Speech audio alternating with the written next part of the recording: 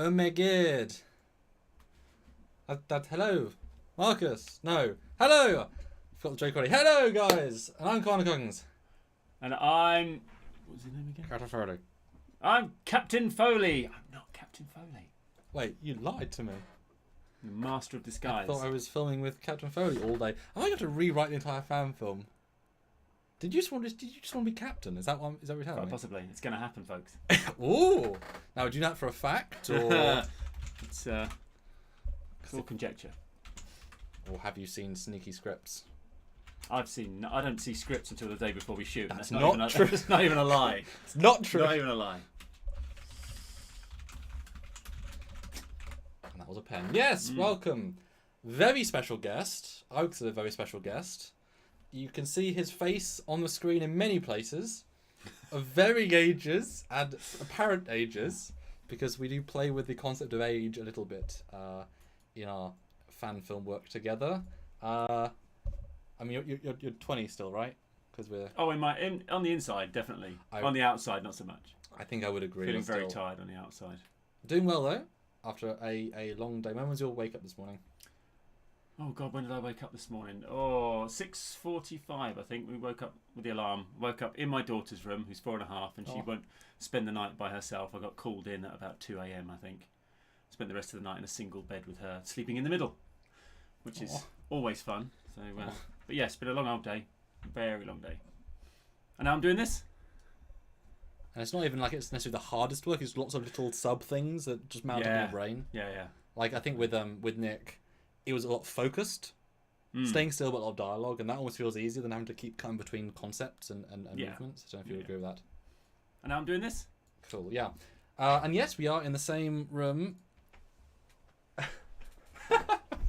The same with Nick, because when Nick came, because we did a shoot with you, and then it was a shoot with Nick and then Nim. No, Nim and then Nick, and then Nick that was here, and then you came the next day. I'm not really following the naming convention there, am I? No. I should call myself Nikus or Nikus or something. Nickers. Well, that's a thing.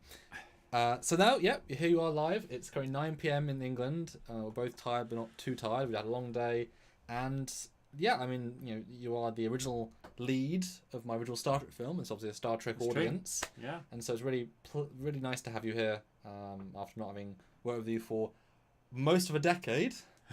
Don't say that. And then a couple of times this year, and now you're here on my web show. Now, on the famous background. This is a famous background.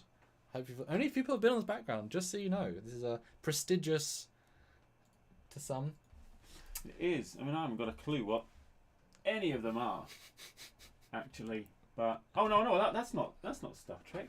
No, a couple aren't. Oh, you heard it here first, viewers. He's gone to the dark side. Well, they paid for it. Each one of those is a sponsored thing. Oh right, okay. We did a live, and I also rendered them live on air. It was a very long 4 hours. Oh, how many people out there watched the entire 4 hours, folks? Oh yeah, and another 2 hours. It was 6 hours all in all. But it was great. I mean, it's like watching a Zack Snyder film. Yeah, it really is. It really is. So we're going to start playing some Temporal Anomaly, and we have to mute it because no offense to Marcus in the past, but I want to hear from Marcus in the present. So this is the film we made together. Just zooming through the non-Marcus bits. Oh, there he is. There he is. There's a handsome devil. Yeah. Okay, you look a bit younger on that picture. I want to say as well, I still own that T-shirt. We use it. And this was what was this? 9 years ago. 2013. Yeah. 2013, 8 years ago. So I've still got it. Didn't we use that for a shoot with that new shirt? No, I used a different one because okay. I've still got it, but it's a bit loose now. It's seen better days. So we are here to take questions from you guys, to chat, to talk things. I hope some more people. I also need to share this. I'll give this to you in a moment so you can talk, so I can start sharing. Mm-hmm. We have some super chats, which is super amazing. So if you want to read out, and Marcus will read the comments, the people, and the effort. So take it away, Marcus. Right, okay. we have a comment from Madame President Olivia Julius saying $2. So for $2. Mm-hmm. Thank you very much. Mm-hmm. Saying, Captain, I'm stuck in a time loop. Please help. And then she says again, Captain, I'm stuck in a time loop. Please help. I'm seeing where this is going. For another $2. And then another $2. Captain, I'm stuck in a time loop. Please help. I see where Madam President is going with this, because there's yet another one for $2. Captain, there's 5 altogether. Thank you very much, Olivia. That's very, very generous of you, and very funny as well. I get it. Totally get it. I should point out, I'm not really a Trekkie. Not in real life. I'm a Whovian, whether that's mud to some people or not. I don't know, although possibly getting better in the next. After the next 12 months. Oh yes, which will be hopefully improving after the next series. Yeah. So you never know. We shall see what happens. So you have a bright spark, which we might end up talking about. Oh, I hope so. So many dark days. Another president we have, legitimately. Oh, President Mark Lawrence, $5. I watched the whole thing. Was a great time. I'm assuming he means Temporal Anomaly. Thank you very much for that. Yeah, we had a good time making it. Really good time making it. A hot time making it as well. Though it's very sweaty in the studio. Yeah, although boy, don't you miss the size of the studio? Yeah, the size of the studio was nice. Although I don't know whether Sam's ever mentioned this, but we spent all this time putting up green screens everywhere, patching like a patchwork of green screens on this massive blue wall. Yep.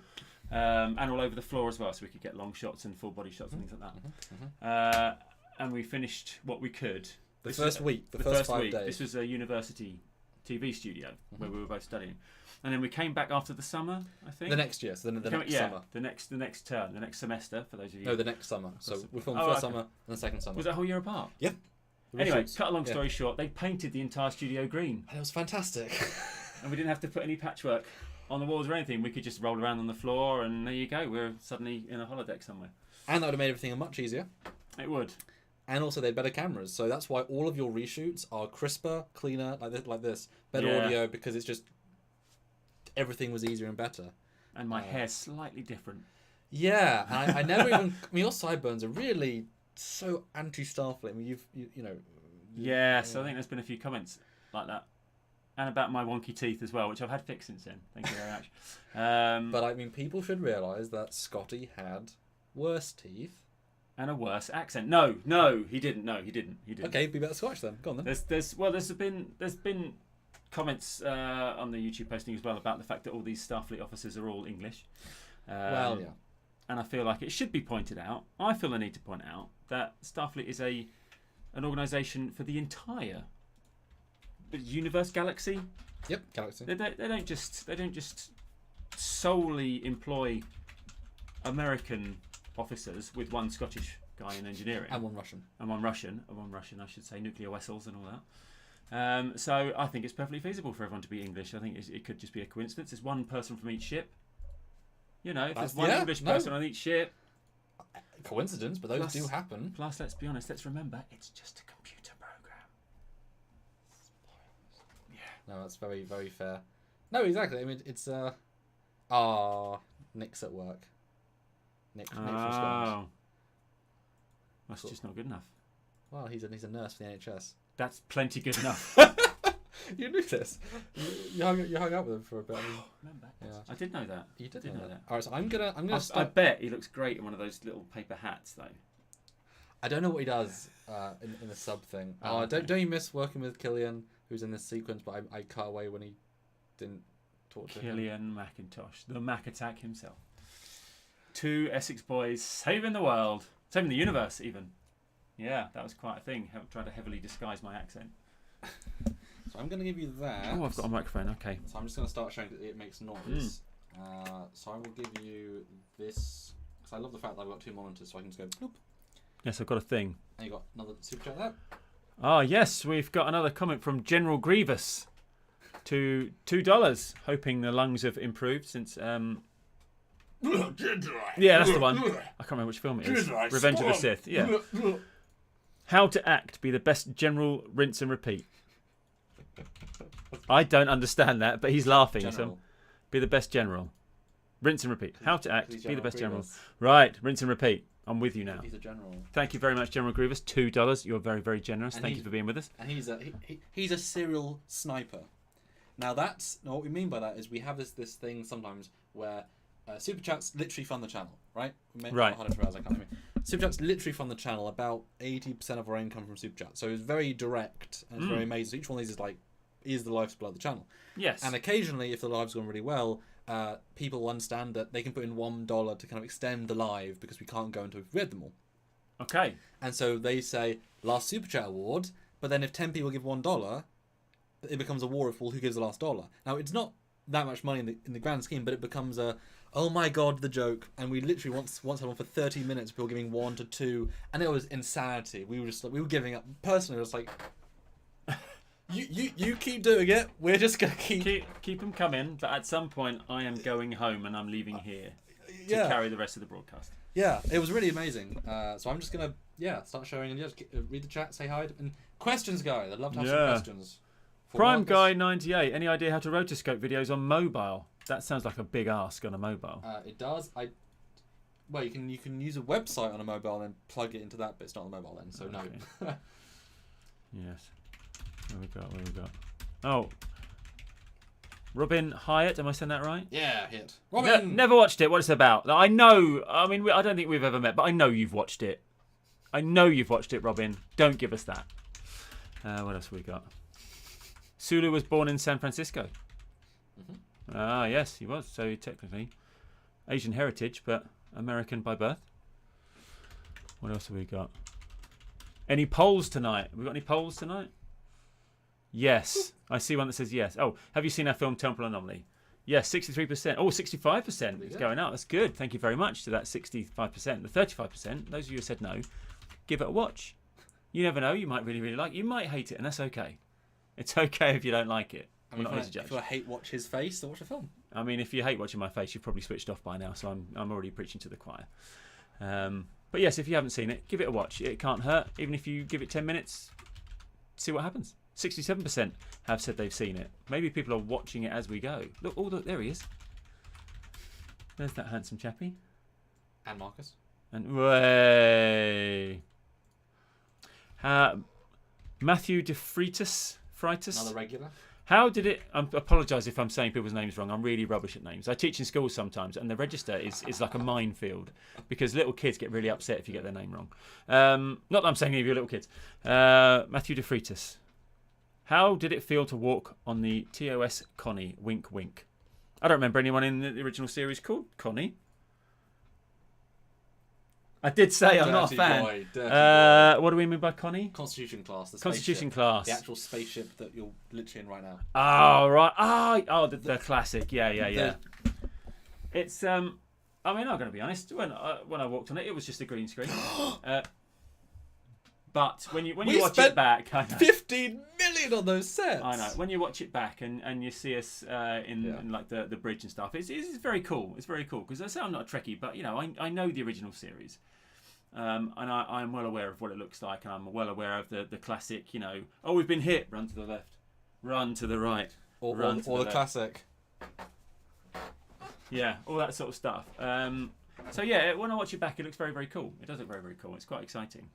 For me, especially, and I wonder for you as well, are you now sort of forgetting the green element? You're now, when you think of it, you only remember, like, the sets? Or do you still remember the filming? Oh, you don't remember the green at all. Okay. I mean, we're filming green screen at the moment. Yeah. And I'm walking into certain spacecraft, so I'm not going to give any spoilers, but I'm walking into certain small spacecraft. And Sam's going, no, you just walked into a wall. No, you can't move your arm there because there's a door. And I'm like, there's nothing here. I know. I have no idea where I am. But the thing is, I know with actors that if I literally gave you a plan, you would not follow it because you'll forget it. You're not focusing on that. So there's no point me giving you a full layout that takes 5 minutes. Yeah, when we did Temporal Anomaly, I did do that because we had lots of facilities on a university campus. We used one of the big halls, lecture halls, the biggest hall in the entire university. And Sam, bless him, he laid the whole thing out on the floor. All the different routes we were taking around a ship and little picture printouts of each console and things like that and control panel. And when we got into the studio, we're just in front of a green screen. So it's... I did try. He did try. But now, he just describes it as we go. If there's no dialogue, he's behind the camera going, and now walk forward. Yeah. Now look around. Yeah. Raise the tricorder. Look surprised. And that's pretty much how we make the films now. But the irony is, there's a certain spontaneity with literally not knowing what you're doing. No. Oh, here's a good question. Yeah. General Grievous. Nice to see you again. Is there a planned follow-up to this film, or is this it for this storyline? I think that's to you. You're the lead. I'm just a writer, director, film editor, CGI man. I mean, well, all that is completely irrelevant because obviously it is up to him because he's the one who writes it. but I can quite happily say that there is still more to come. There's prequels and sequels. Where I have varying amounts of hair on my head because I'm either doing it now and it's set 10 years before. I mean, at one point he wants me to be 20. I'm 45, guys. It's not going to happen. But you've seen the concept work. Like I have seen the concept work. I have seen the concept work, and to be honest, I look very handsome. But this is not it for Harriman or for his story. For the other people in the film, I mean, they were basically just computer programs, so I don't think we're going to see them again. So if you recall, that's the 20-year-old you. That's 20-year-old me. I mean, I look really cute. Can people not see that? Oh, I haven't showed it yet. I mean, Whoa. guys, $5, which is nothing. $5 super chat, and we'll show you the concept of 20-year-old. This man, like, literally footage of this man as 20. This was filmed about a month ago. Yeah, I mean that's really. I do look like I'm about shocking. 13 years old, I think. I look like my can I say my balls haven't dropped yet? I look like my balls haven't dropped yet. It's alright, it's late night. It's post watershed. Still a tenth though. And then you saw Nim's test grandma or test mother. Nim's grandma? A mother, yeah. Oh, actually Nim. She's going to play her own mother.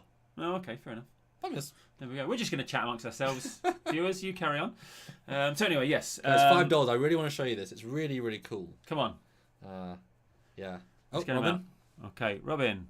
I was kidding, of course. Who's Immortal Trekyards? I'm loving that name. Yeah. You guys have really creative names all the time. Seen your film, really enjoyed it. Thank you very much, Immortal Trekyards, and love the name. Very cool. I was about to say, see your name, really enjoyed it. We can reciprocate. Yeah. Here we are. Does our fan films canon? Our fan films canon. Captain RGD. No, because that's absurd.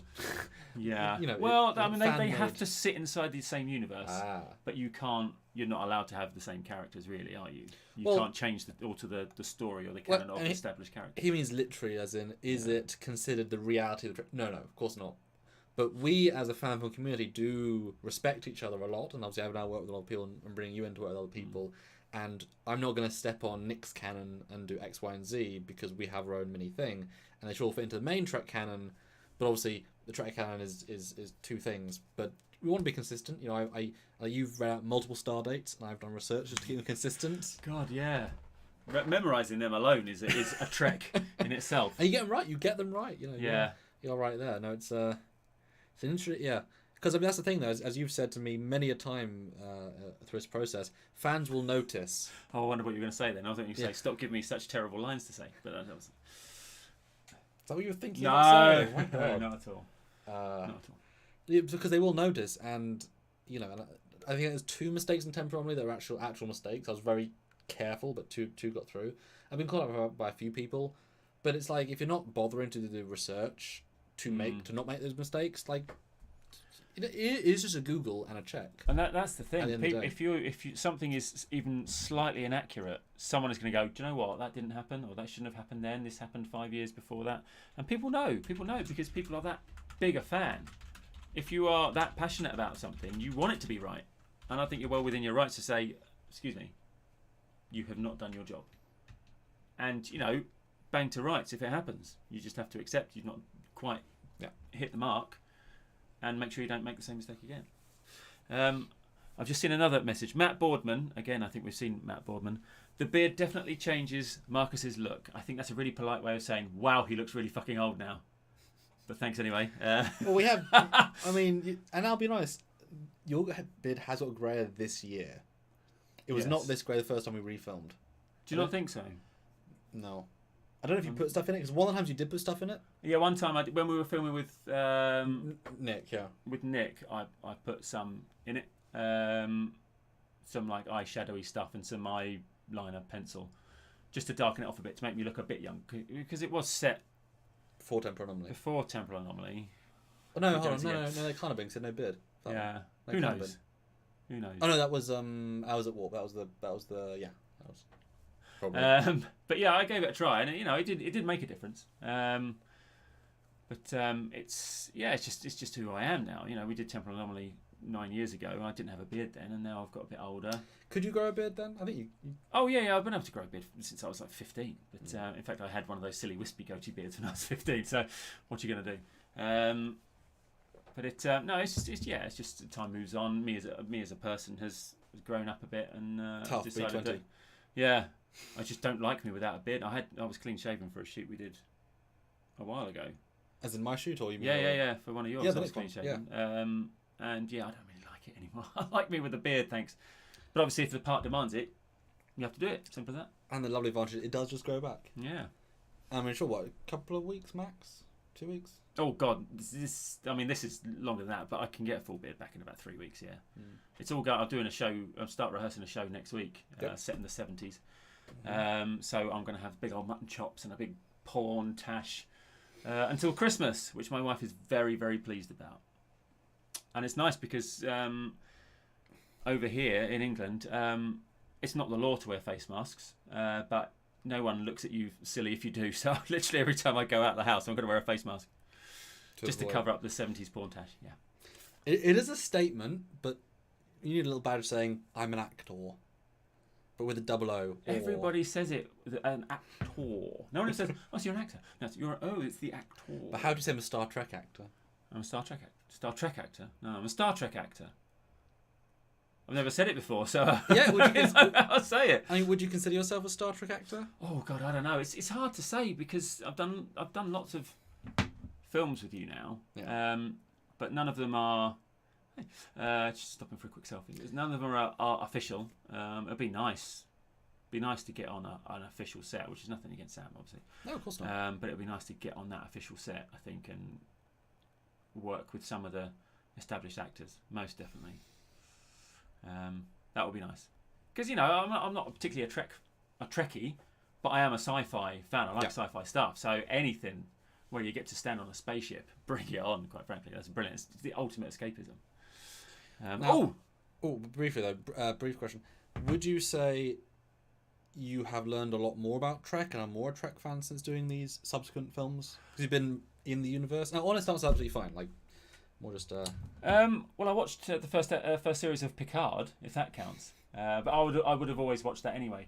The thing is, like I say, I know the original series and I know the original movies, and I like the original movies. Even Final Frontier. Was that 6?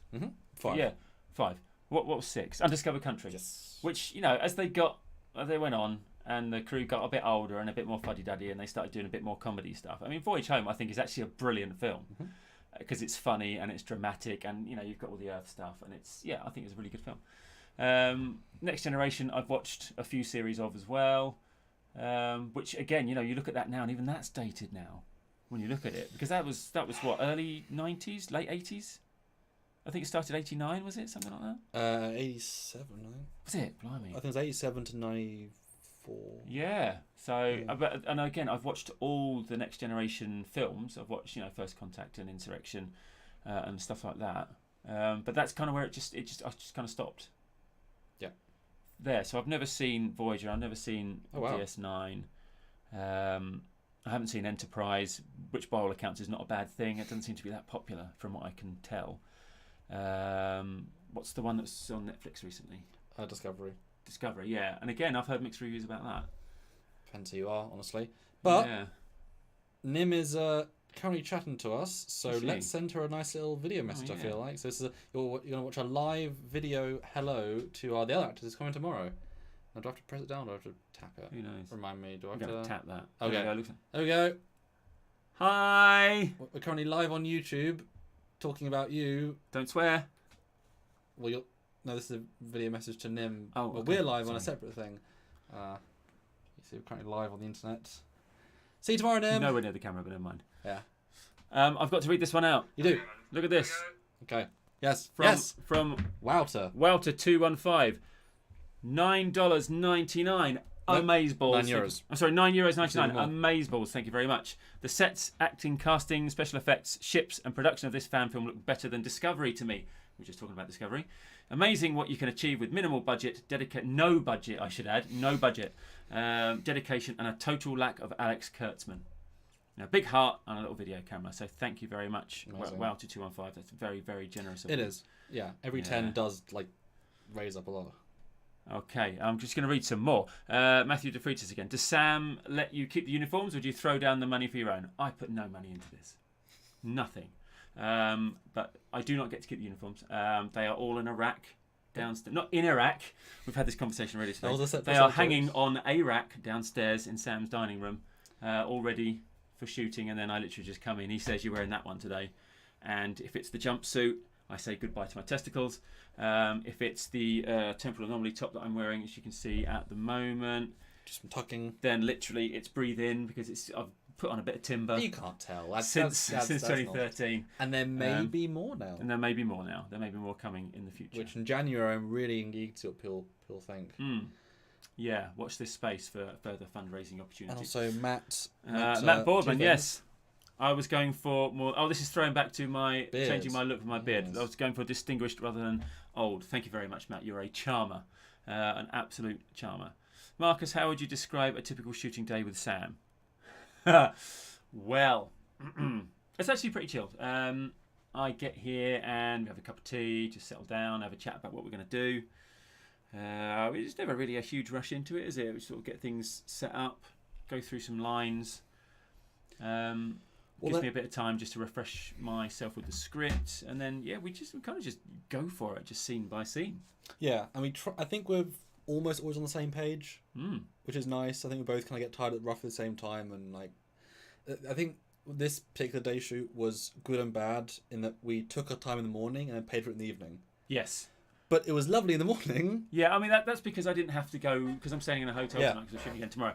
You didn't have that urgency to wrap by a certain time. Yeah.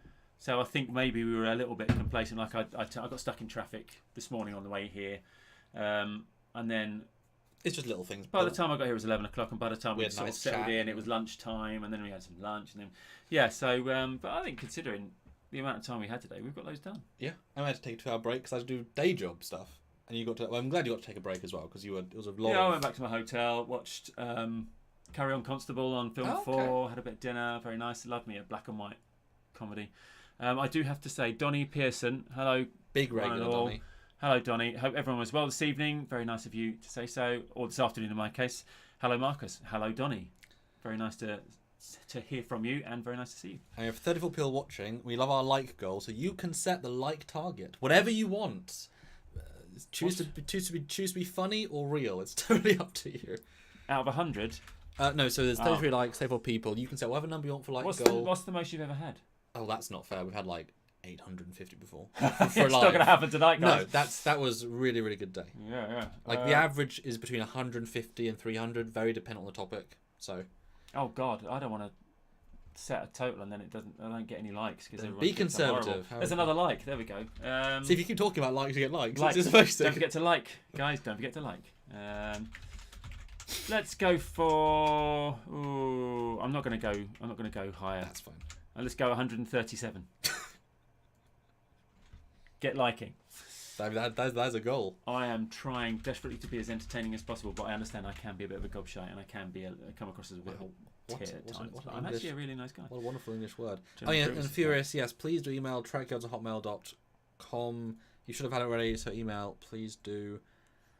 There we go.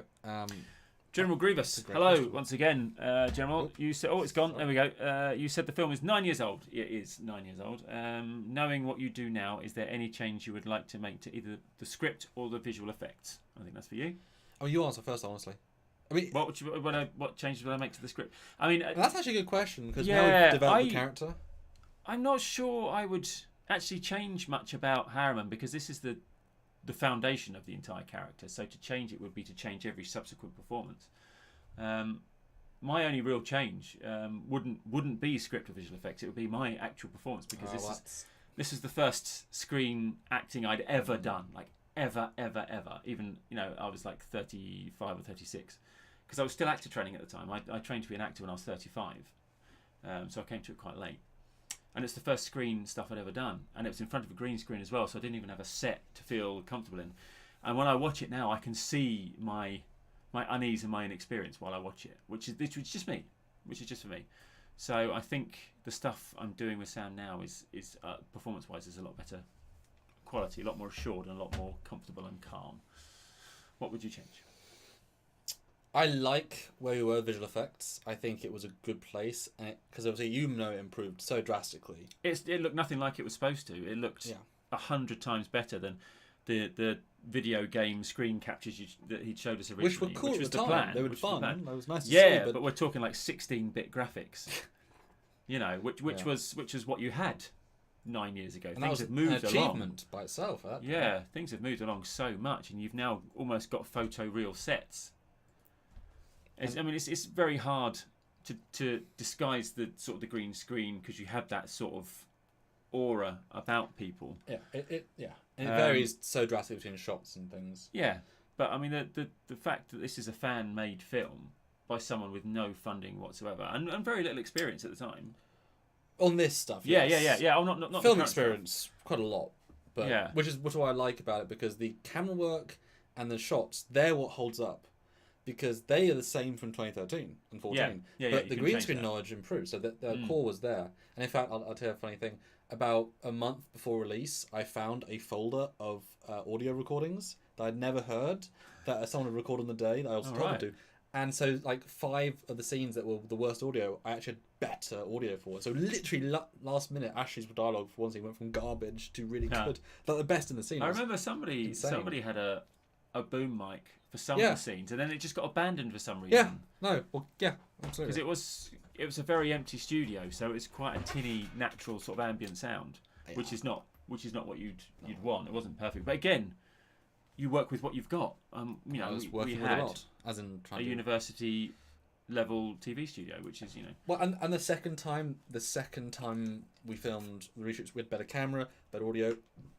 It just helped. So Mark, again, President Lawrence, $5. You are an absolute star. You're a gentleman and a scholar. For both of you, any thoughts on the Star Trek fan films? Visually incredible. Haven't sat down and watched it yet. For its time, insanely good. I have never heard of them, I'm afraid. I'm so sorry. Babylon Star 5 Trek meets Star Trek, the big movie crossover from like either Germany or the Czech Republic. It's insane. Right. It's insane. Is it called Star Trek, or is that just an affectation that people are giving it? Star Trek.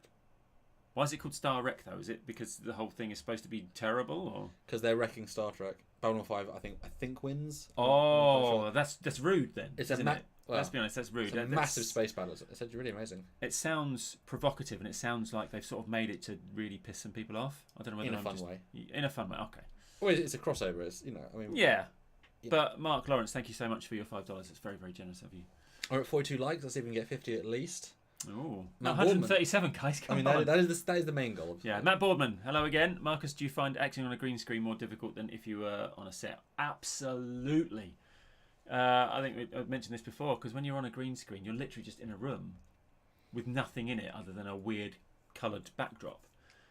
And again, for me, not being a huge Trekkie fan, I've said that wrong as well, haven't I? Not being a huge Trek fan or being a huge Trekkie. I don't really know where I am, to be honest. I have to trust that Sam is steering me in the right direction, and which I have to really keep in mind and like really keep on top of. Yeah, exactly. So while we're making it, Sam's sitting there watching me acting, trying to direct, and all the while trying to visualise where the hell we are on a starship. And between, like, especially the last thing we did, all the walks, like... Oh God, 4 different angles of walking round a corner today. It's tricky.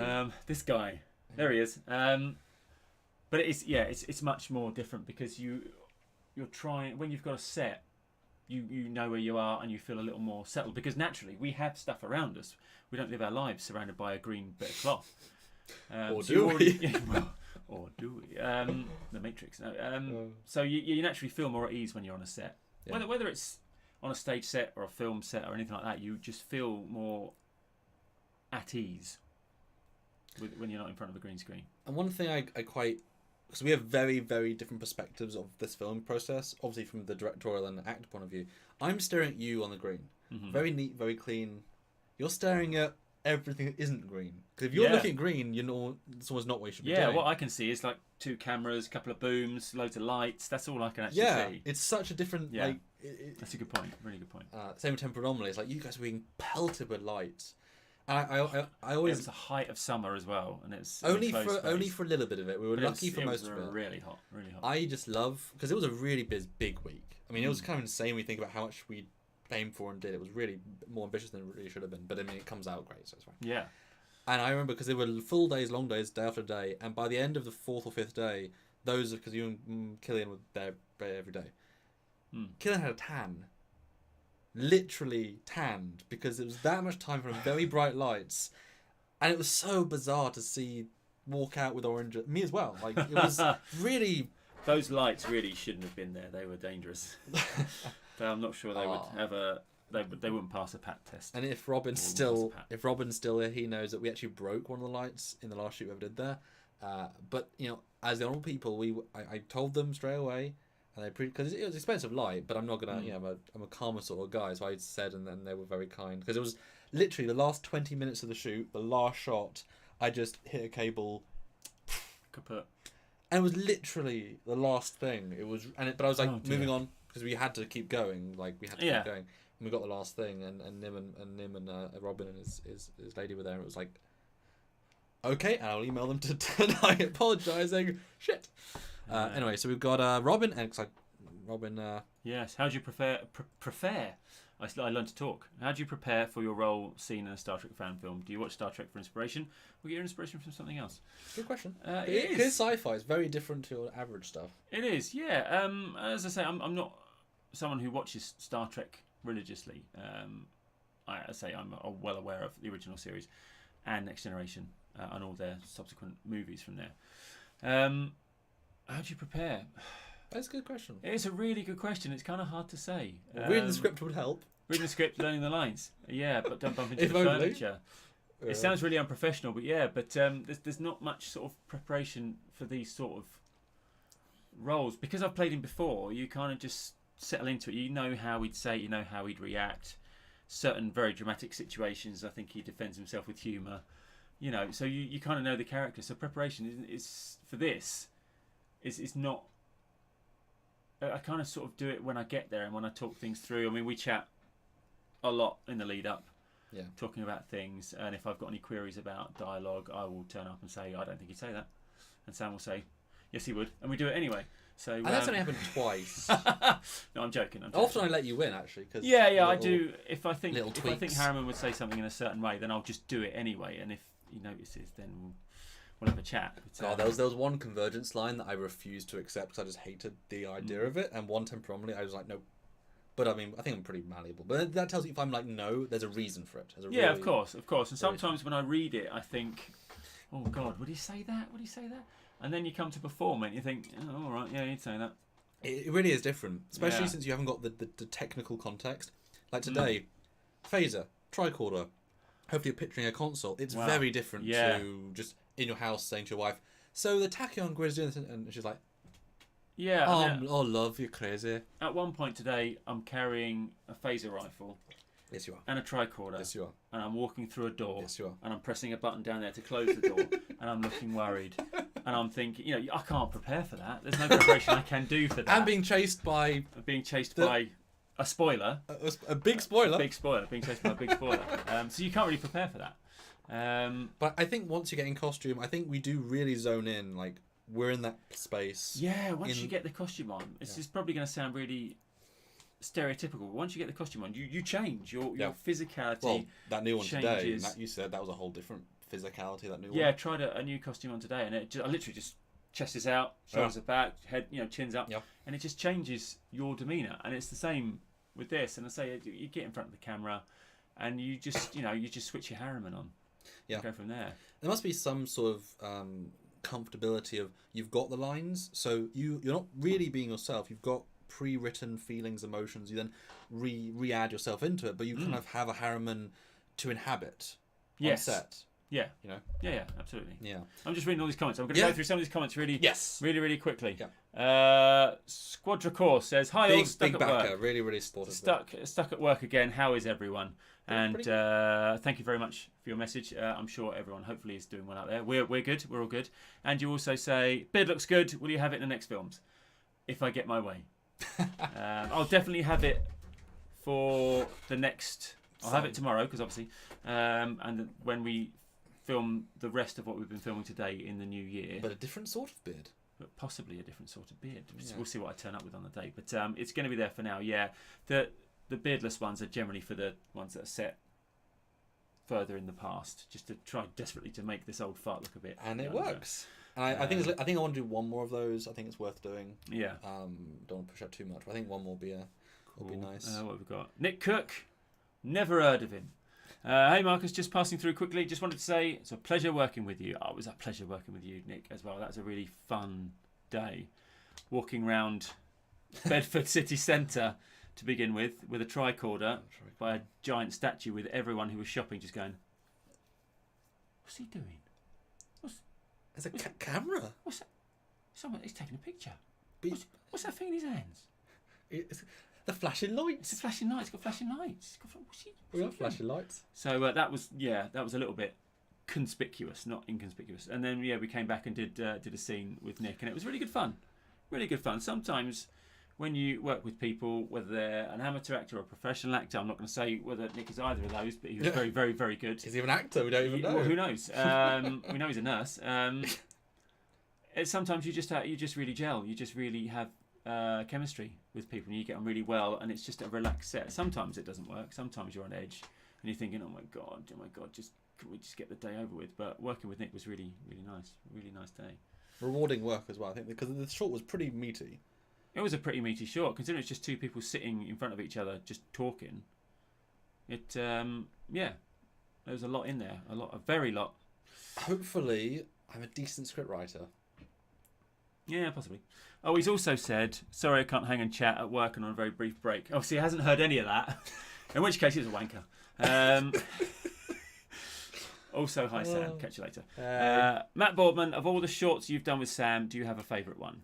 The one with Nick was nice, but I think the Hours at Warp one was probably my favourite one because that was... You've done a few now, so that you've got actually a metric of what you yeah, but the Hours at Warp one, we were supposed to be filming tomorrow's film. For the first time. And then Nim, bless her, ended up getting the dreaded COVID the night before. And I spoke to Sam, and we're like, oh God, what are we going to do? In the morning? Yeah, that morning. I was literally in the car when she texted me saying, I've got petrol. COVID. Yeah, you already... getting petrol. Yeah, literally. And I went home, and I tried to get Sam, because Sam is famous for having quite a lie-in the morning. And when do I go to sleep, sorry? 4 or 5 a.m.? About 9 p.m, something 4 or like 5? So I'm like, oh God, he's not going to be awake. What are we going to do? And thankfully, for whatever reason, he woke up early, got the message, and then we spoke on the phone, and we groggy me. Yeah. Oh God. Yes, he'd literally just woken up, and he's like, Marcus, we're fucked. I don't know what to do. We're drunk. But that was my sleepy impression. Don't be an actor. But yeah, so we just said, come on down anyway. Yeah. I'll write something while you're on the way. It's an hour and a half drive, so you write something on the way. We got there, and I think we did 2 actually. No. Or did 1 and a bit. Well, we did 1 teaser, which was very brief, and a photo shoot. That's right. Yeah, we did the Stargate. Both released in Indiegogo. Like, it was a very insane. But then we did. Yeah, Sam wrote Hours at Warp, which again is like 6 minutes. Yeah. And I just turned up, and he gave me this script, and I'm like, "What? You want me to learn? This is a monologue. You want me to learn? I've just got here." But we did know that was going to happen because we had talked about it. It was write something new. Yeah. Wasn't like but I didn't think it was going to be that long. There's quite a few lines in it. Actually, just because of the nature of the day, it was fun. It was just really chilled, and I actually really liked the performance I did. It's very naturalistic. In it, yeah. Because it was all just camera right here, just head and shoulders. Yeah. For the entire short film, and and I'm really pleased with how it turned out, considering it was written, filmed, and pretty much edited on the same day. Well, it was made within 1 week. Literally a 7-day turnaround. And Temporal Anomaly was 5 years, and then your next one movie was 7 days. What an average! I got the batting average down by a good 3 years with that one. I can't wait for tomorrow. See what comes out then. So yeah, I think that one, the Hours at Warp with the unintentional bonus short was my favourite one. And I do think that was an actor's short, like as in for the absolutely all because performance. It's just me. And Robin. Well, of course, Robin was there as a voice at the end. Voiced by me until Robin turned up. Yeah.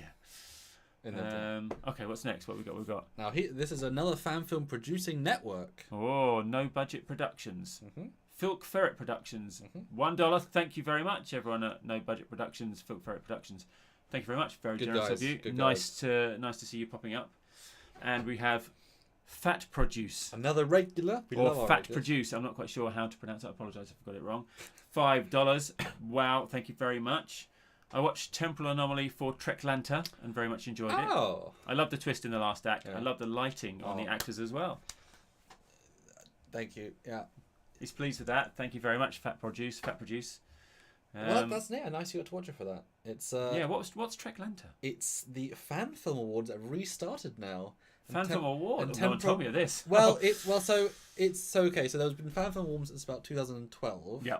I started doing fan film work before they got cancelled, and then the year before Corona they also got cancelled. So the year Temporal Anomaly came out, cancelled, and I was like, because I'd like to win something for that. Not necessarily best director, whatever. Visual effects would be nice, but I've got a little bit of competition that year. I did win the year before as best fan film CGI, so I'm officially an award-winning visual effect artist for fan films, and I've now done like 30 films since. So arguably, I should be nominated every year for the next 2. Watch this space. I suppose. And that's coming up close. Now you are up for best actor, as in you are in the category because you are the lead actor of Temporal Anomaly. I did not know this. Yeah, you are. So you are. Okay. And we'll see. You might be nominated as part of the shortlist. You are a lot. You are very good in that film and a lot in it. I think Chris is also technically. I think you, Chris, and Killian are the primaries. So you get, and then everyone else is a secondary, and then I think I count as tertiary. But who cares? Like I'm in the background. Who cares? No, it'd be Annie and Tian as tertiaries. But so one of you 3 may win a Fan Film Award for Best Actor, which will be better be me. And I will make sure that the plaque gets. I'll have one and you'll have one because I'd be nice to have. I should point out that Chris Burdett, who's in Temporal Anomaly, plays the rogue Captain Monroe. It was actually my acting tutor at the university while I was training. So if you think I'm really bad in it, you can blame him. To be honest, and I mean Ashley. Yeah, was my housemate. So was Katie. So you went home from filming to see them off camera. I can't remember the name of the character. Susan Dumont. Susan Dumont. Yeah, I live with both of them as well. I can't remember if I talked them into it or not. You did. Did I? Yeah. I mean, I don't talk to them anymore. So. I do. That's a lie. I think. Yeah.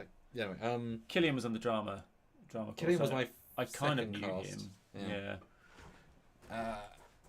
No, and it's funny because I'm having done films at my school before. I'd use teachers often for roles because adults versus children, and so getting Chris, I mean, it's a great role for him as an actor. Really good, really meaty role, really good like leveling. But in concept, I got the one of the heads of acting, and for you being a student, was it weird to then see this equally young student directing him, ordering him without even a hesitation, and he's just taking it? Or was that odd? No, not odd at all. Okay. Because I mean, directors are all shapes and sizes. They're all ages. Yeah. They're all genders. I mean, if you're making The Matrix, you're both genders. If that's not inappropriate to say, apologies if that's offensive. I don't mean to be. It was a poorly judged joke. That's a good reference, I think. Yeah. But no, I mean, it's like any job. You know, sometimes you've got a boss who's younger than you, and you've just got to deal with it. They're there for a reason.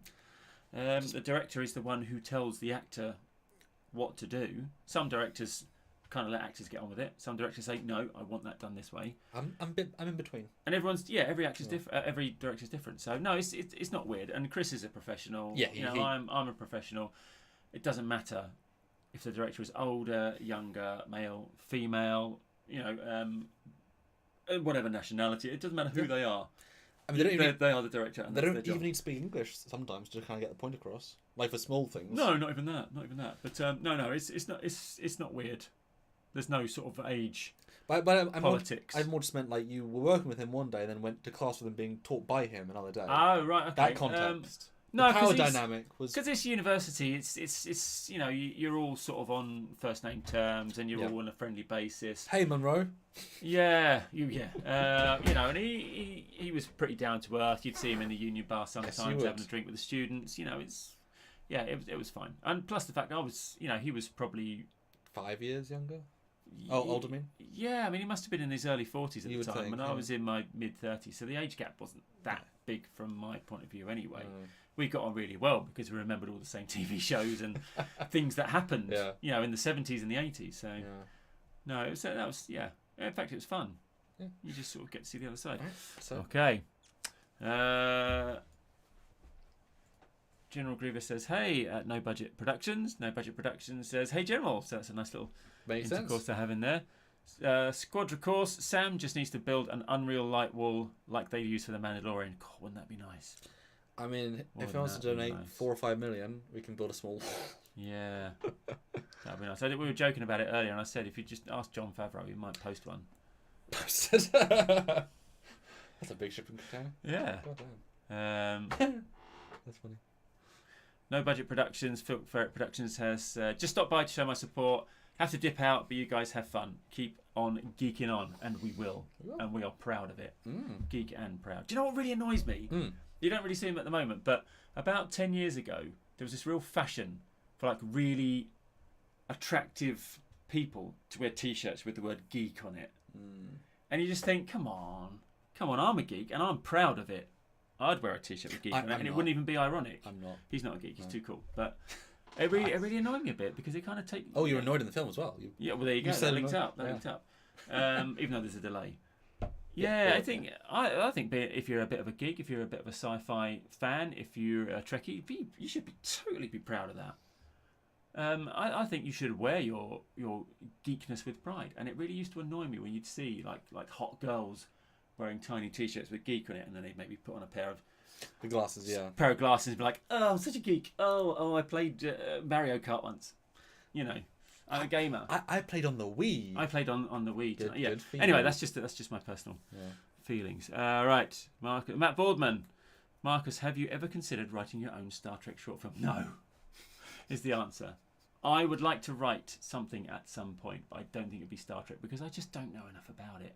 I'm doing these films with Sam and saying all these lines, and I'm talking about EPS conduits and God knows what else, and warp containment. I haven't got the foggiest what I'm talking about. I'll be honest with you. Plasma containment. Not the foggiest. So writing a Star Trek short, probably not. Maybe an idea, an idea for a story for one. I mean, you can always do a self-contained Harriman and shuttle. Like a thing happens to him that's totally out of the Trek world. Quite possibly. But I don't think it's about to happen. If I'm honest, I'll let him do the writing and I'll do the performing. That's a fair trade. Yes, Commander Cockings could play. I hope that's a typo. Is that a typo? Let's assume it is. Okay, come on, we'll just leave it. Commander Cockings could play a young Boothby. That's pretty young. Boothby's like 90. Who is Boothby? He's the gardener of Starfleet Academy, and he's been gardener. There. Yep, he's been there for like 50 years. Everyone knows him. He's literally the fountain of wisdom. It's a lovely little joke. Okay, General Grievous, $2. Thank you, General Grievous. You're a gentleman. If you are, or you're a lady, depending on. He's a robot. You're a robot. Well, no, to be fair, he's a human. Well, no, he's an alien thing in a robot body. Hybrid, weird. Yeah. With some poorly explained. Heavy smoker. You should have filmed a Kazon short film. While Orange, right? While Orange. Oh, is that a Kazon, like an alien race who are orange? Not normally, but they're a bit more orange. Okay. They're known for having really, really, really big weird hair. Okay. But yeah, let's try and get caught up, I think. Okay, we'll get caught up. Yeah, Squadra Course. Squadra Course, $1.99. Thank you very much. Love the films. Can't wait to see what's next. Oh, just you wait. Just you wait. I've said this to Sam. Like every time I get a new script through, I'm like, what the hell is he doing to this poor guy now? Harriman, he's just lower decks. Huh? The shit he has to go through. But it's all good fun. Do you know what I mean? It's a good character. And at some point, I think Sam's got this plan that at some point someone's going to go, yeah, we should really get that character in an official series, and then he can take performance rights and stuff for coming up with the character. But there's a lot coming up. Put it this way, if I get hired as an official Trek showrunner, he ain't hiring me. No, that's what's coming. That's the obvious joke. But yeah, there's a lot coming up. So yeah, stay tuned. But can you imagine if I ever get a gig and you get a call? How do you feel? Like if that happened, like say 15 years. So you're a bit older. You get a call. Your kids are in college, and you get a call from me. I'm say, Marcus, Sam here. Do you remember me at all? Sam Cockings. You know. I think we've got 1.9 million views on YouTube together. Oh God. I'm half of your IMDb. Oh God. Yes. So I remember. Offering you a real Trek job. Interested? A real Trek job? Or are we filming in your lounge? Well, it's COVID 2, so my lounge was real. No. But you'll be on a monitor. Yeah. I have 3 people on set with me. Yeah. be kind of fun. I've got to read this one. Yeah, Matthew de Freitas again. Sorry if I'm saying it wrong. If Samuel said you were going to be a Borg in a scene, would you throw the makeup on and the massive Borg suit? In a heartbeat, man. Yes. That's a pretty interesting question, actually. Fuck yeah, in a heartbeat. Jeez. If we had the budget, of course, yeah, that would be great fun. I mean, as an actor, dressing up is half the reason I do it. I just love getting to wear costumes and dressing up and just leaving everyday life behind. So to dress something like that would be great, but it have to be done right. Because if it's done wrong, if it's like a cheap costume with a bit of stick-on plastic that falls off in every, that's not gonna wash, is it? But yeah, absolutely, that'd be brilliant. And guys, can I just remind everybody, for $5 more, we can show this special young Marcus test footage. $5, and there's some people that might give that. I really want to show this and see what you guys think, because seeing $5. him on the two screens will be a thing to see. It really is as well. I can promise you that. So come on. Yeah. Even if it's just 5 people donating a dollar. Well, that's an interesting question. Like, if I can get you back as 20, how will you approach that differently? Because you've never been that. Well, I was that young once. Thanks. I haven't always been an old fart. Because how would you approach that differently? That's half your age. Yes. I mean, I'm trying to remember being 20. Everyone always just assumes they've always been the way they are right then. I see 20-year-olds and think, God, you're annoying. You think you know it all, and you're in my way, and you're loud, and you're obnoxious.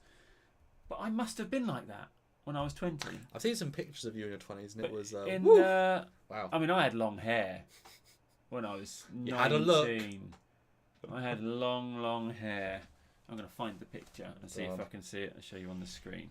But there I am. No. That's me.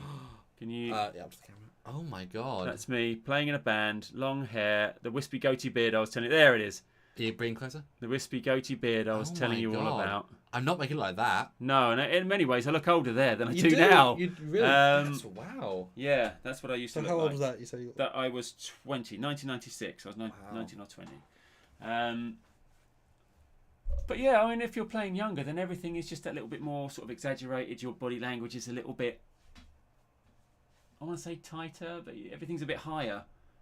Everything is just heightened a slight amount. So that would be a challenge. It would be an interesting challenge. The biggest challenge would be for my hairline. I've got to be honest. Well, I mean, because that bad boy's never coming back. Now it's running away from my face. Oh, so but yeah, film you as soon as possible.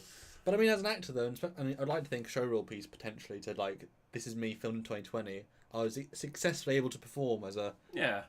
Because it's not so much like you do all the time, but it's just that you can sort of re-inhabit. Because when Nim did her age test, it's the performance that sells it. It isn't it's the same face just with stuff on, but it's like, can you then move different? Can you feel different? Yeah. It's a challenge. I mean, I think every actor at some point is going to end up playing younger than themselves. All the 20-year-old, 25 that are playing 19 in American university shows. Yeah, 29 exactly. And they're playing. But then 18. equally, I mean, if anyone is old enough in this country to remember it, there used to be a sitcom called Please Sir. It was set in a school, and it was supposed to be the class called 5C.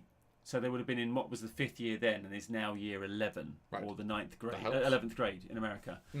But they were all clearly in their 30s. They had wrinkles. It was bad. Pitiful to look at the people they cast. And say some people watching will remember Please Sir. I love it. I mean, I love all the old sitcoms anyway. Anyway, we digress. Okay. Fat Produce. Again, apologies if I'm saying it wrong. $2. What is your favourite Trek era for fan films? Now you've worked in 2. The Shoulders, which are you're younger, where you've got more of that spark than the current stuff. I guess how you perform them differently. Yeah. It's really hard to say because again, as not a Trek fan per se, it's one of those things where Next Generation, Voyager, and DS9 all kind of, because they're set quite closely together. As a non-fan, you do get a bit confused as to which one you're actually in at the time. Yeah. I'm gonna be honest. I know people are probably sitting at home going, "How could you not know?" But for me, I find it really confusing. I'm so sorry. So, Temporal Anomaly. Yes. That is TNG movies. TNG movies. And DS9. Yes, of course. They had different costumes. I mean, didn't DS9 they? as well. As for some reason people do, they make a movie of something and suddenly everything's different. No. They did it with the original series as Yep. well.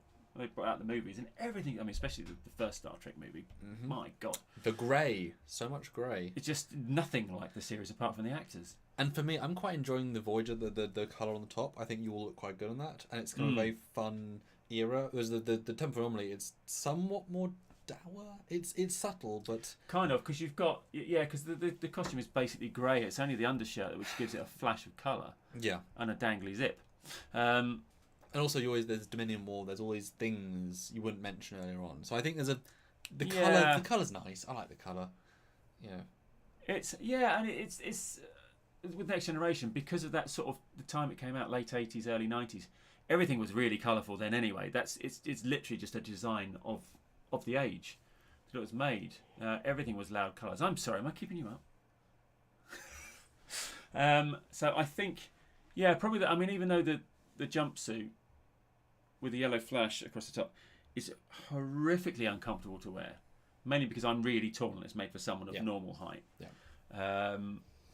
I think out of the three, it's probably the one that's most striking on the screen. I would agree. Yeah. I'm saying three because I'm thinking about the one I wore earlier. But the one I wore earlier was very, very cool. I'm hoping that will make an appearance at some point. Savage make a video explain Trek stuff concepts for the actors that do fan films with. Any interest in that? Would you watch a video? I mean, I wouldn't personally, but there's a lot of fan film makers who watch other people's fan films, who support other people's fan films, and maybe watching something and thinking, blimey, that's really nice. How on earth did he do that? You know, there's a question earlier about rotoscoping. You know, I mean, you mention that all the time because I'm so bloody tall. I'm taller than the green screen, and I haven't really got a clue what it is. So it's cutting people out in video form, and it's that perfect, like green screen without green screen. Oh, it right, sucks. Okay. Yeah. It sucks. But if people are just starting off as well, you know, tutorials could probably really help them. Matt Boardman, hello again. Marcus, have you had a moment where you had a blooper and then it was hard to not laugh for a couple of takes after that? Yeah, when we were doing Temporal Anomaly, when me and Ashley are crawling through the Jeffrey's tubes. I knew it was someone's name when we're crawling through the Jeffrey's tubes. Just because of the camera angles, we had to be really, really close together. And I mean, I was really good friends with Ashley. I still am really good friends with Ashley. You know, we shared a house together, so we there weren't really there was no awkwardness between us. We were very at ease with each other. But being that close to someone's backside is as in him to you because you were in front. Yeah, it's quite disconcerting. I'm glad it wasn't the other way around because he was on a really high protein diet at the time, and it would not have been pretty. But yeah, for some reason we just really struggled to get through that. Well, it was also because it's hands and knees. It wasn't normal. Hands and knees. It was just an odd situation. But it looks good in the film. Like it does. Once you see it, it's like okay. The thing you find with filmmaking, or when you see two people on a screen, they are unnaturally close together. Yeah, you and Nick had that a couple of times. Yeah, but you don't notice it when you're watching it. You just think, oh, there's two people talking to each other. But when you're filming and when you're acting and having someone, you know, like right here, right, literally this close, so you can smell their breath. You know, you can see the hairs in their nostrils. It's quite weird. But that's how it should look. But that's how it should look. But no one ever talks that close. Yeah. So that's it was. We just kept giggling. We just got to fit the giggles. And every time we tried to do it, one of us would make a silly noise or make a silly comment or do a silly ad lib, and then we just have to start again. Yeah. Yeah. I think that was probably the most difficult. Right. Like to see Marcus as a Klingon. That'd be great fun as well. That'd be brilliant. That'd be really, really brilliant. I can just clear my throat and pretend I'm talking Klingon. Yes, you could. This one? Yes. Matt Boardman. Yes. $5. Thank you very much, Matt Boardman. Please, sir, may I have some bonus footage? He means the de-aged. He means the de-aged Harriman. Right, so this... There he is. Is it playing? It is. There he is. A cheeky little scamp. Look at him. So that is... Actually, I'll just turn the... it's picking up the... That was filmed... A month and a half ago? It was filmed very recently. I didn't have a beard at the time. I was clean shaven at the time. But I mean, you're comparing Marcus now to then. I mean, that's Hang on. so yeah. If we're playing young Marcus, distinctly younger. Test footage. Yeah. Yeah. And I look like I'm about 12 Fun. or 13. I'm Wesley Crusher in that one, mate. Yeah. That's pretty brave to say. Let's put you back to 20 and make a film out of what do you like at the start of your journey. But we've done that for Nim, and so it's an interesting idea to kind of have both. Because I don't even know who you're going to be. Like, I know we'll probably really work with the Harriman name because at that point your granddad probably still alive. Yeah. I don't know if he's alive. He might be, but you know, like It would be, yeah. It'd have, if it was going to be worked in, it'd have to be thought about yeah. carefully. I think otherwise it's just jamming it in for the sake of it. Oh yeah, sure. And nobody ever wants to do that. No. You can come to harm doing that. Yeah. Oh, General Grievous again. General Grievous, $2. The lost member of Hanson. Bop. Thank you. I don't think I get it. Yeah. That was a long time ago. 20 years ago, I had the long hair. But you're right. I do. I look like the guitarist guy. The guitarist guy had quite a big sort of lantern jaw, didn't he? And I can definitely and what's his face, Chad Kroger. I get that a lot when I show the picture. I mean, no one heard of him in 1996, but when I show people the picture now, I get that a lot as well. Oh, I missed that long hair. It was brilliant. Didn't suit me at all. I look ridiculous, but I look. Oh, I mean, maybe I should do an accurate Harriman, give you long hair and make you shave your face, and then to match that would be crazy. But thank you for your $2, General Grievous. Last comment. The aging looks really good. Impressive work. Thank you, Squadra Course. Very nice. How long does it take to actually render that? That would be, I'll tell you off screen, because it varies. Ooh, it varies. okay. I don't want to give away all the secrets. It's the whole thing. Spoilers. It's the thing we're going to talk about in January and show Yeah. off, because that's going to be one of the pillars of the January campaign, because it's pretty cool to be able to do. I've already done it a lot, we just haven't shown it. Yeah. You know? With lots of different subjects as well. Yeah. And in fact, one lady who, actually, let me, this is a lady who is one of my dad's friends, but she's got a very characterful look, and that does make a difference. What are you about to show me, Samuel? Oh, exactly. I'll show you raw her. Doesn't sound right. Wow, he really should not have this stuff on his phone. So this is her naturally. Yeah. And so we put her in every costume to kind of see how she vibed, and the ones that worked better. So this is her normally. Yeah. Not young, right? And then if I go to, let's see, another visual test. Oh yeah. I mean, the blinking completely ruins the hair, which is not so good. Yeah. But I mean, that's a lot. If you could see what I could see, what he's got on his phone, viewers. Oh, Yeah. donate $50. No, don't do that. Don't do that. Because that's how it. Yes, yeah. I see. Yeah. It takes it down to sort of like 30s, 40s sort of age. Yeah. And so if I bring it down, it would be. I mean, look at that. That's. I would do a flash, like a computer monitor.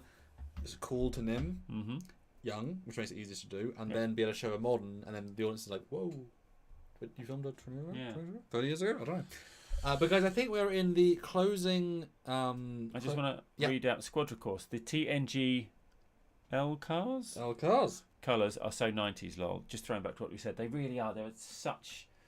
Every sci-fi TV show or film, even though it's set in the future, is always representative of the style of that time. No matter how futuristic they try and make it, it always looks like the trends of that time. Like when they brought Doctor Who back, it was really very steampunk, and that was kind of big at the time, you know. And then they've started modernising, and it's the same with Star Trek through all the different incarnations. Even though it's set in the future, you can still kind of tell it's from that because people's hair. Do you know what I mean? You ever watch? I mean, even Star Wars. You watch Star Wars. Everyone's got 70s haircuts, and yet, I mean, I know it's set a long time ago, but you know what I mean. It's indicative. You can still kind of tell when it was made, even though it's set in the future. I mean, there used to be a TV show, a sci-fi TV show in this country called Blake 7. Oh God, yeah. In the 70s, super aged. The original wobbly sets, bad writing, schmacting, but completely lovable because of all those things. But you watch it back now, and I mean, God, they didn't even try and make it look like a spaceship. You can still see the studio floor.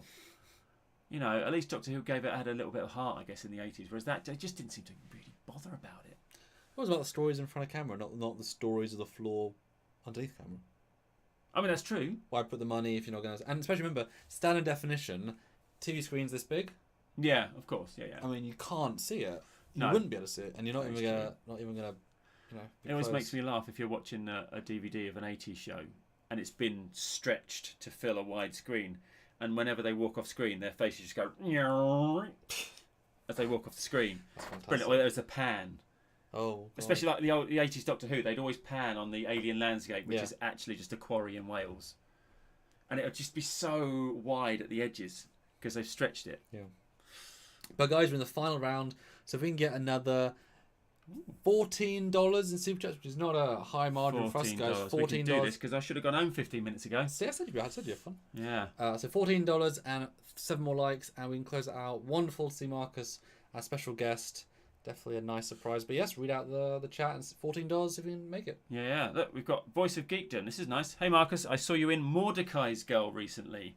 I'm talking to Anina about a project for my YouTube channel and immediately recognised you from Temporal Anomaly, Small World. Thank you very much, Voice of Geekdom. Yes, Mordecai's Girl is a web series pilot that I made with a lady called Anina Kaski, Oh. who you mentioned, a couple of years ago, about a young lady who was kidnapped and is suffering from Stockholm Syndrome, and I played the therapist who's trying to... And she's a difficult patient, things like that. It's really, really good.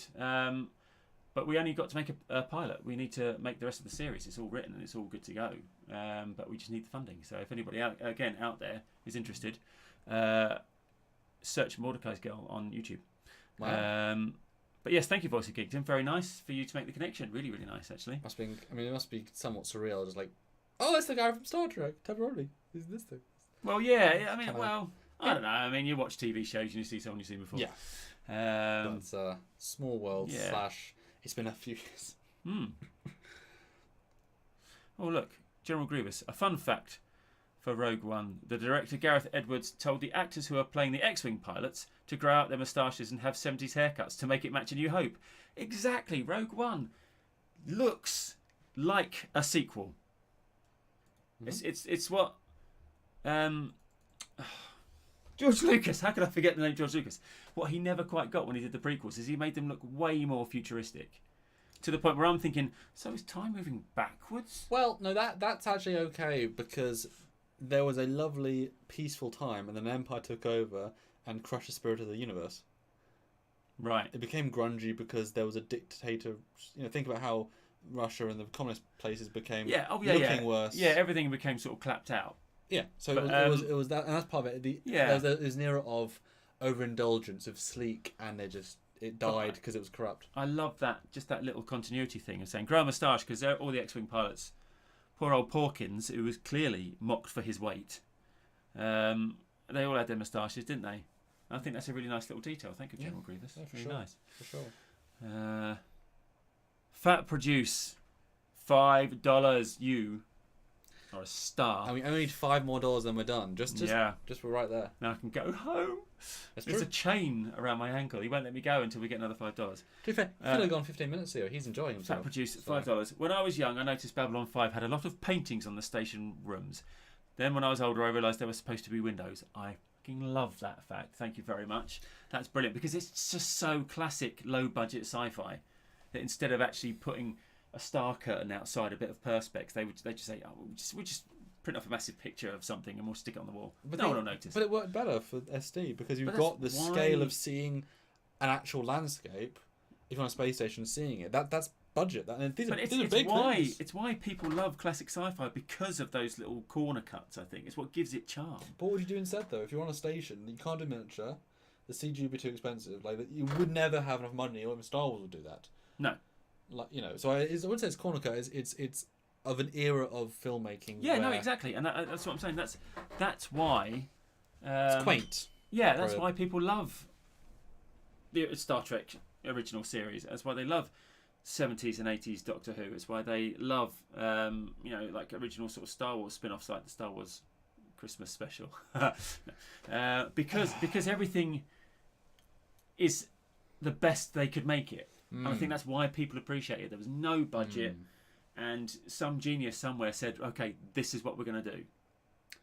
And that's why people love it so much. All the irony is you say that, but the original Star Trek had a huge budget for its time. Did it? Oh yeah, it was one of those Wow. budgety things. It just, you say that now in retrospect, but it was a huge budget. I mean, Yeah. it had many more times than Doctor Who per episode. Now Doctor Who had a low budget for the time. It was medium to low. That Yeah. was real, but medium. I mean, it varied. Some episodes had a lot, but TOS had a really high budget. I mean, their effects budget was bigger than often Sorry, I'm entire reading these seasons. comments. We're getting a little bidding war again. Only $1.75, guys. We are like right. Yeah.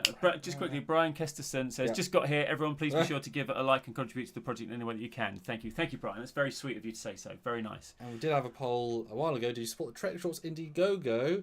57 people said 46 yes, 26 no, 28 where's Trek Shorts? Which I find that really funny. I love that last. What is Trek Shorts? And 28% of people said, "What the fuck is he talking That's about?" fair. That's Which a I really, love. That's a very, very fair. Yeah. Very fair. Yeah. Squadron Course. Well, $1. what was Trek Shorts? What was Trek Shorts? What is Trek Shorts? Yeah. What is Trek Shorts? That's what we've been making at the moment. That's what we've been talking about, ladies and Yeah. gentlemen. A series of short films. How many was it? It was supposed to be 7. It's meant to be 5. It meant to be 5, but now it's like 24 or something like that because people keep not turning up to filming. Because, Speaking of, she's on the stand screen. yeah, because of her on the screen right now. Which is great So we've made more, which is a bonus for everybody and us. It's yeah, fun. this is hilarious. Squadra Course, $1.99. Last, not really. Grievous will snipe in 5, 4, 3, and then General Grievous for $2 has written stabby stabby snipe, which I think is hilarious. Thank you very much, guys. That's really, really funny. Really, really funny. Is General Grievous a bit of a sniper? Oh god, yeah. Does he snipe a lot? Well, he's got 4 hands, hasn't Has he ever sniped himself? he? Subtle hint. Once he did. Subtle We hint. already finished, and we already because finished. we're still $1. Yeah, we're trying to round up cent to away. trying to round up to the next number. We don't reveal how much we ever get, but Okay. right there. General Grievous said, I said, what is Trek Shorts? Just to be contrary. Oh, that's I'm going to what a move. stabby, snipe you in a minute, mate. That's pretty good. No, seriously, it's all good fun. And we managed to raise more than the budget we asked for, which is really important because we spent more than the budget we even got. Yeah. We're over budget already. Yeah. Who's on screen at the moment? Who can we blame? Oh, no, it's me. No, it wasn't my fault. I would like to Hey, point out, I have turned up to every single filming day I've been booked for. One we cancelled jointly, but apart from that, Did we single cancel one? What did we cancel? It was the second in one. Yeah, we cancelled one. But apart from that, it's been... I'm not the reason it was cancelled, though. No. But I mean, we jointly agree. We said there isn't enough. I don't want to... We don't... Yeah. Yeah, of course. Both agreed on that one. But I am... General Grievous, $1. Hang on. Oh, Fat Produce, $2. Come on, guys. Seriously, though, I have to go home. But the thing is, if we keep giving money, he can't go home. That's No. the... See what I mean? It's the duology of all... I've got to film again tomorrow. You do. I've got to wake up earlier. I mean, you'll I be do. awake at 8 or 5. I'm not going to wake early. I normally wake up at 6:30 in the morning because I've got small children and they Make start you. shouting and screaming and... But the love you get, though, is... I do get a lot of love. They're beautiful kids. But I'm getting really, really tired. My voice is starting to go a bit. Yeah, mine too. Yeah, well, iPhone or Android? I've got an iPhone, personally. And of course, the last super chat, very deservedly, is. Thanks, everyone. Brian Kesterson. Thanks, everyone. We made it. Any further super chats are appreciated. Oh, that one. That was Oh, awesome. General Grievous. Of course. $2. Android, of course, for the superior cyborg. What a way to end. So thank you, Marcus, for joining us Thank you. on the Trekyards Live. My day job around on those Trek Shorts. Yeah. And we'll see you tomorrow. Well, we won't. I will. No, but it's been fun, And ladies and gentlemen. Thank you. Final bets. What's the percentage chance Nim will be here tomorrow? The percentage out of 100, she will be here. I'm going to say 75. I was going to say 7. Well, we'll split the difference. She'll be here. It's 100%. She will be here tomorrow. She will be here tomorrow. And we'll have a lovely day of filming. Thank you again, ladies and gentlemen out there. It's been an absolute pleasure to speak for you all and at you all and to you all. Take care. Look after yourselves. So until next time, I'm Connor Cockins. And I am not Captain... Foley. Foley. I am not Captain Foley. Seamless. No one noticed a thing. Edit.